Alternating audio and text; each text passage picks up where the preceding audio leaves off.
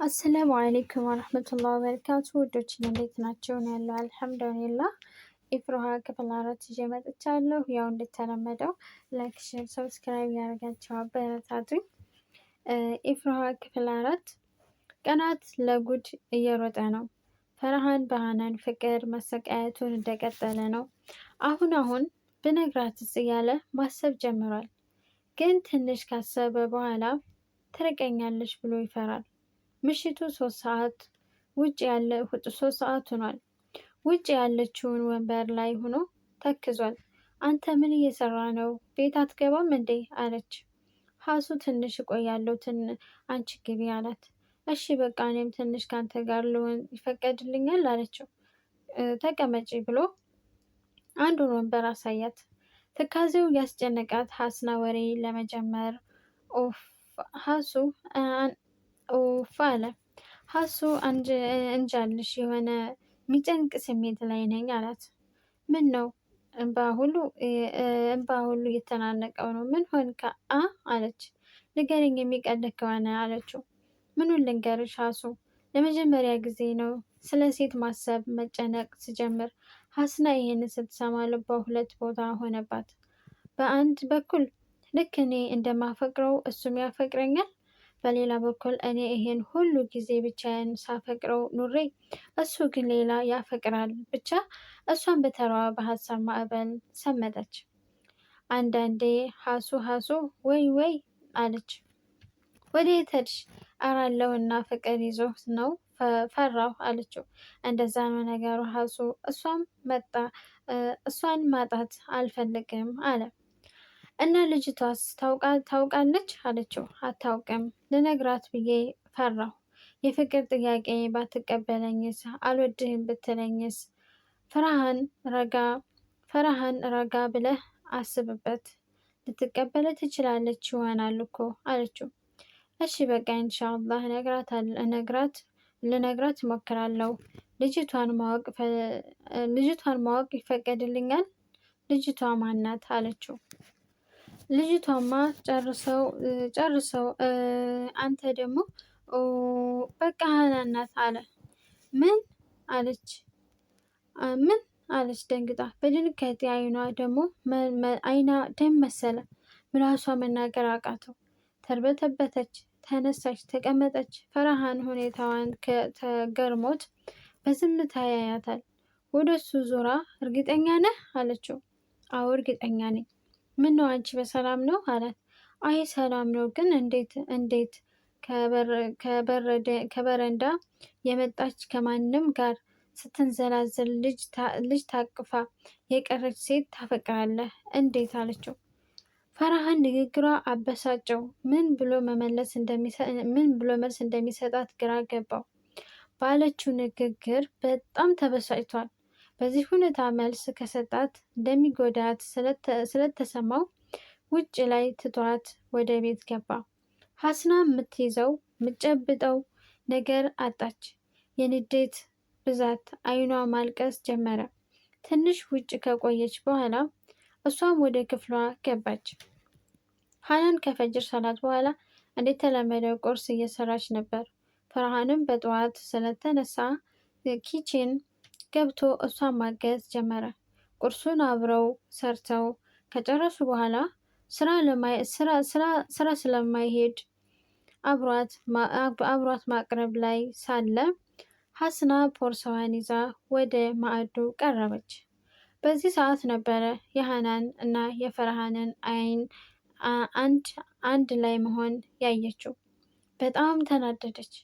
ቁርሷን ሳትበላ ቦርሳዋን ይዛ ከግቢ ወጣች። ፈርሃን ዛሬ ስራ የለውም። ሃናን ትምህርቷን ማታ ነው። እንደ አድናን ራሱን አሞታል። መድረሳ አልሄደም። ጁን ከሱ ጋር ለመዋል ቤት መጣ። አሲያ ቤት ስለነበረች ሁሉም ተሰባስበው የአድናንን ሂፍዝ እያዳመጡ እና አሲያ የተለያዩ ቂሳዎችን እያወራችላቸው ሀስና ከትምህርት ቤት መጣች። ጭራሽ ተሰባስበው መዋላቸውን ስታይ ሃናን ላይ ያላት ጥላቻ እጥፍ ሆነባት። አሰላሙ አለይኩም ቤተሰብ አለች። ወአለይኩም ሰላም አላት። ሁሉም በአንድ ድምፅ። ቦርሳዋን አስቀምጣ መክሰሷን ልትበላ ወደ ኪችን ገባች። ትንሽ ከቆዩ በኋላ መግሪብ እስኪደርስ በሚል ተያይዘው ወክ ወጡ። ሁሉም ቺፕስ ገዝተው ሲበሉ ሀናን እምቢ አለች። ወንድሟ አድናን እና ጁን ጸባይዋን ያውቃሉና የእሷን ድርሻ ገዝተው ይዘው ገቡ። መግሪብ ሲደርስ ሶስቱ ወንዶች ወደ መስጂድ አመሩ። ቀኑ ሰኞ ነው። ፈርሃን የሀስና ሁኔታ ስላስፈራው ድጋሚ ስለ ፍቅር ጉዳይ አላወራትም። አሲያ ሁሉንም ወደ ትምህርት ቤት ለመሸኘት በጧት ተነስታለች። ሀስና ቀድማ ተነስታ ሀናን የምትሰራውን ቁርስ እያየች ነበረ። በመሀል ትዝታ ልጅቷማ ሀናን ናት፣ አይኗ እንባ ተያይዟታል የሚሉ የፈርሃን ንግግር የፈላውን ውሃ ዝቅ ብላ እቃ እያነሳች ያለችውን ሀናን ወገቧን በሙሉ ላጠችላት። ይሄን ድርጊት ከበሩ እየገባ የተመለከተው የሀናን ወንድም በድንጋጤ ራሱን ስቶ ወደቀ። ሀናን ወገቧን መላጥ ትታ የወንድሟን መውደቅ ታያት። እሷም ወደሱ እየሮጠች ህመሙ አላስችላትም፣ ወደቀች። ሀስና የአክስቷን መምጣት ስታይ ቶሎ ሄዳ ሀናን ላይ ተደፍታ ማልቀስ ጀመረች። ፈርሃን ጫጫታውን ሰምቶም ከክፍሉ ወጣ። መቶ የሀናን የተላጠ ጀርባ እና የእሷን ራሷን መሳት ሲመለከት ዓለም ግርዶሿን ጣለችበት። አይኑ የታወረ ይመስል ምንም መመልከት አልቻለም። በቶሎ ወደ አምቡላንስ ደውሎ ሁለቱንም ሐኪም ቤት ወሰዳቸው። አድናን ከትንሽ ደቂቃዎች በኋላ ነቃ። ገና ሲነቃ እማ እናቴ፣ የኔ እናት የት ነሽ እያለ ነበረ። አድናን አለች። እሺ አንተስ እንዴት ነህ? እኔ ተሽሎኛል፣ ደህና ነኝ አልሐምዱሊላ። ዋናው እሱ ነው የኔ ጀግና። እህቴ ጋር ውሰዱኝ አለ እንባ እየተናነቀው። እህቱ ጋር እንዲወሰደው ጠየቀው። ፈርሃንም እጁን ይዞ ሀናን ወደ ተኛችበት ክፍል ወሰደው። ሀናን እስካሁን አልነቃችም። ጀርባዋ በሙሉ ታሽጎ ነበረ። አድናን የእህቱን እንዲህ መጎዳት ሲያይ እጅግ ከፋው። ከልቡ ስቅ ብሎ አለቀሰ። ስም የሌለው ጩኸት ለምን እንዴት ብሎ ጠያቂ የማይኖርበት እንዴት ያማል። ብቻ ግን ሁሌም አመስግን። አድናን ለቅሶውን ያቆመው የአስር ሰላት አዛን ሰምቶ ነው። ወዲያው ከሆስፒታሉ ቅርብ ወዳለው መስጂድ አመራ። ሁሉም ነገር አስከፍቶታል። ነገር ግን ሙስሊም በሙስሊም ላይ ጥላቻ ሊኖረው አይገባም የሚለው የኡስታዙን ምክር ትዝ ስላለው በአይኑ ያየውን የጭካኔ ጥግ ለማንም እንደማይናገር ለራሱ ቃል ገባ። ሰላቱን ሰግዶ ወደ ሆስፒታል ተመለሰ። ከሶስት ሳምንት በኋላ ቀኑ ሰኞ ነው። ሀናን እስካሁን አልነቃችም። ሀስና በሰራችው ስራ ብታዝንም የሀናን መትረፍ በፍጹም አልፈለገችም።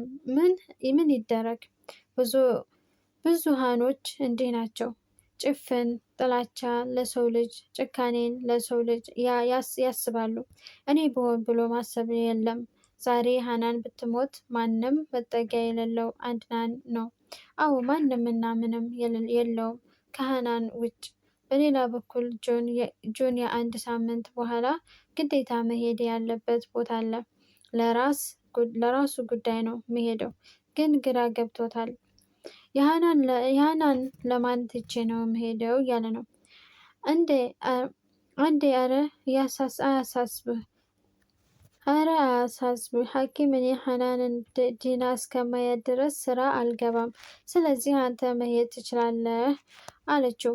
ሁለቱም ካወሩበት በኋላ ተስማሙ። አድናን ለስሙ መድረሳ ቢሆንም ሀሳቡ ግን እህቱ ጋር ነው።